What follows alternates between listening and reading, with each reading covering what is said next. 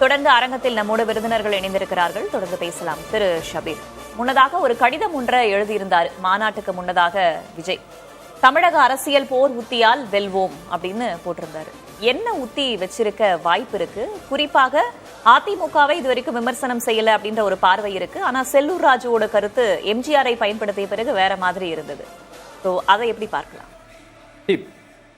2026 பல கட்சிகளுக்கு ஒரு பெரிய நெருக்கடியான தேர்தல் தான். அதிமுகவுக்கு குறிப்பா அது ஒரு வாழ்வாசாவா அப்படின்ற ஒரு தேர்தல். ஏன்னா தொடர் தோல்விகளால அந்த கட்சி பலவீனம் அடைந்திருக்கிறது.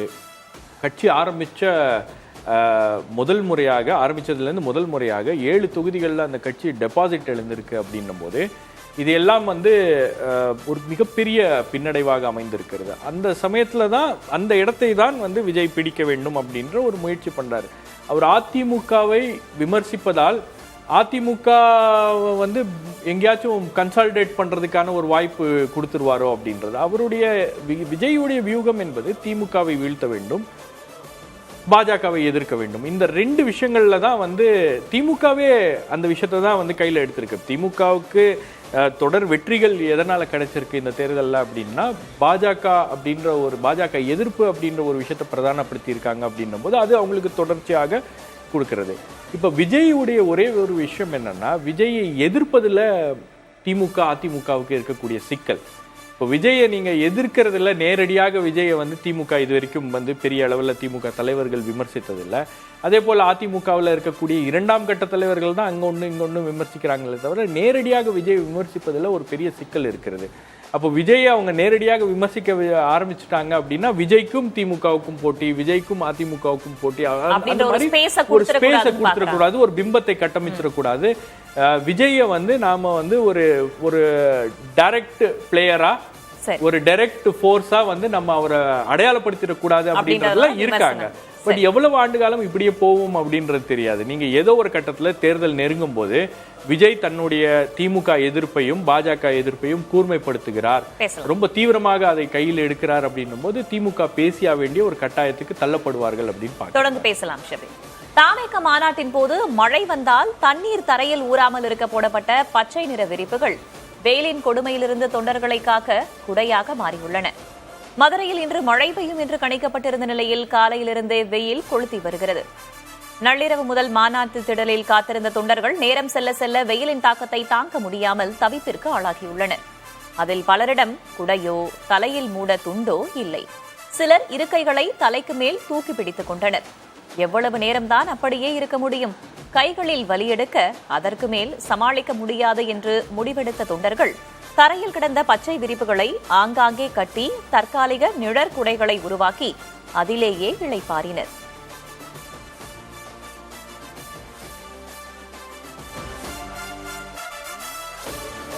தாவேக மாநாட்டில் விஜய் ராம்ப் வாக் செல்லும் பகுதியில் உள்ள தடுப்புகளில் கிரீஸ் தடவப்பட்டுள்ளது. தாவேக மாநாட்டு மேடையை ஒட்டி அமைக்கப்பட்டுள்ள நடைமேடையில் அக்கட்சித் தலைவர் விஜய் ராம்ப் வாக் செல்ல உள்ளார். நடைமேடையை ஒட்டி 8 அடி உயரத்திற்கு தடுப்புகள் அமைக்கப்பட்டிருக்கும் நிலையில் தொண்டர்கள் தடுப்புகளில் ஏறுவதை தடுக்க அதில் கிரீஸ் தடவப்பட்டுள்ளது.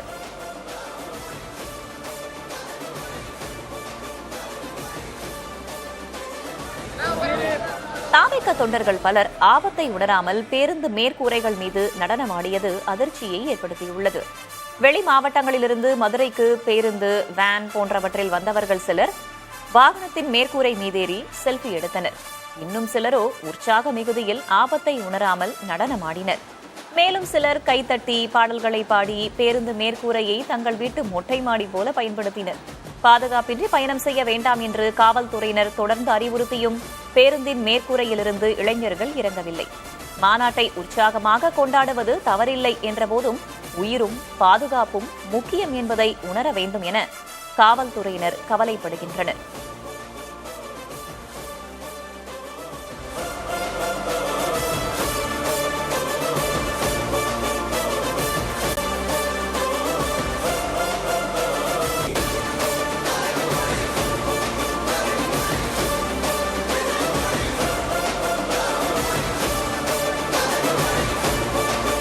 தாவேக மாநாட்டு திடலில் அமைக்கப்பட்ட பார்க்கிங் முழுமையாக நிரம்பியதால் மதுரை தூத்துக்குடி தேசிய நெடுஞ்சாலையில் வாகனங்கள் நிறுத்தப்பட்டுள்ளன. இதனால் புதிதாக வரும் வாகனங்கள் முன்னேறி செல்ல முடியாத நிலை உள்ளது. மேலும் மதுரை எலியார்பத்தி சுங்கச்சாவடியில் கடும் நெரிசல் ஏற்பட்டுள்ளது.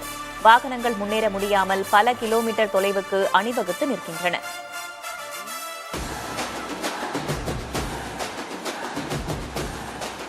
வெயிலின் தாக்கத்தை சமாளிக்க முடியாமல் மாநாட்டு திடலில் தவித்தவர்களுக்கு தாவேகாவினர் குளிர்பானங்களை வழங்கினர். பல மணி நேரமாக தண்ணீருக்கு தவித்த நிலையில் குளிர்பானம் விநியோகிக்கப்பட்டதால் அங்கிருந்தவர்கள் முண்டியடித்துக் கொண்டு வாங்கினர். அதன் விவரங்களை தருகிறார் செய்தியாளர் பிரவீன். தமிழக வெற்றி கழக மாநாட்டுக்கு மாநிலத்தின் பல்வேறு பகுதிகளிலும் தொடர்ச்சியாக விஜய் ரசிகர்கள் மற்றும் தொண்டர்கள் சாறை சாறையாக வந்த வண்ணமே இருக்கிறார்கள்.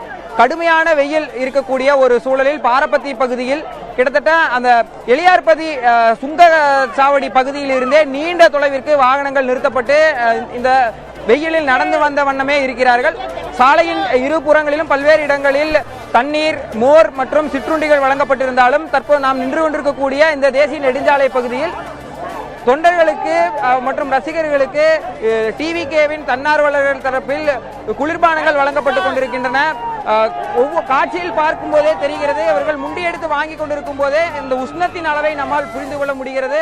சாலை நடுவே வாகனத்தை நிறுத்தி இவர்கள் தொடர்ச்சியாக இந்த குளிர்பானங்களை வழங்கிக் கொண்டிருக்கக்கூடிய சூழலில் தாகத்தை தணிப்பதற்காக ஒவ்வொருவரும் முண்டியடித்து தற்போது வாங்கிக் கொண்டிருக்கின்றனர்.